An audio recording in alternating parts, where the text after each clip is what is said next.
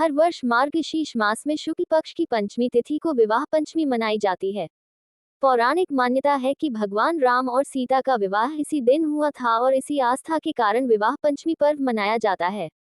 सनातन धर्म में विवाह पंचमी को भगवान राम और माता सीता के विवाह के उत्सव के रूप में मनाने की परंपरा रही है।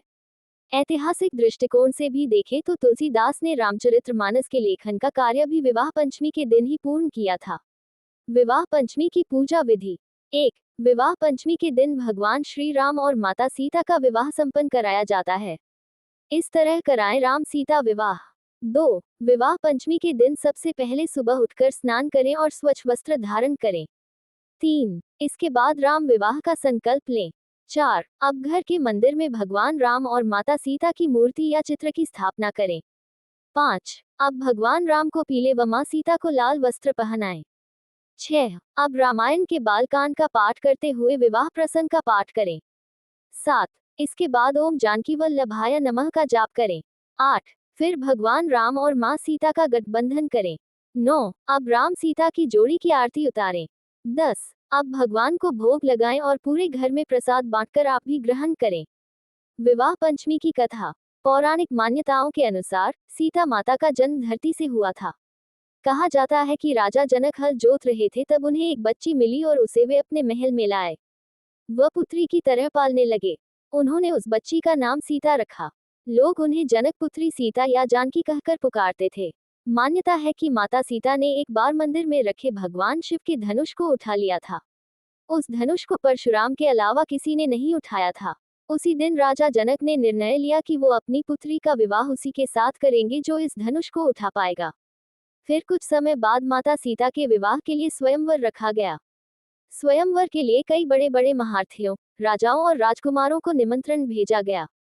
उस स्वयंवर में महर्षि विश्वामित्र के साथ मर्यादा पुरुषोत्तम राम और उनके छोटे भाई लक्ष्मण भी दर्शक दीर्घा में उपस्थित थे। स्वयंवर शुरू हुआ और एक एक कर सभी राजा, धुरंधर और राजकुमार आए, लेकिन उनमें से कोई भी शिव के धनुष को उठाना तो दूर उसे हिला भी नहीं सका। ये देखकर राजा जनक बेहद दुखी हो गए और कहने लगे कि क्या मेरी पुत्री के लिए कोई भी योग्य वर नहीं है।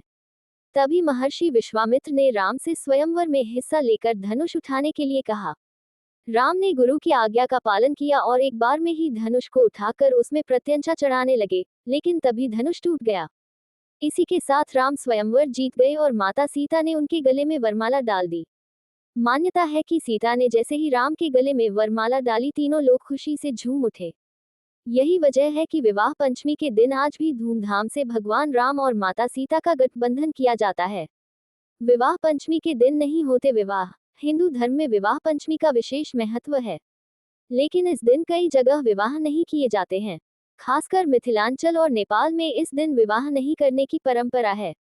वहाँ ऐसी मान्यता है कि सीता का वैवाहिक जीवन दुखद रहा था, इसी वजह से लोग विवाह पंचमी के दिन विवाह करना उचित नहीं मानते।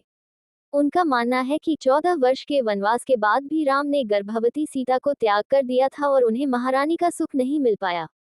इसलिए विवाह पंचमी के दिन लोग अपनी बेटियों का विवाह नहीं करते हैं। लोगों का मानना है कि विवाह पंचमी के दिन विवाह करने से कहीं सीता की तरह ही उनकी बेटी का वैवाहिक जीवन भी दुखमयी न हो जाए। यही नहीं, विवाह पंचमी के दिन रामकथा का अंत राम और सीता के विवाह पर ही हो जाता है।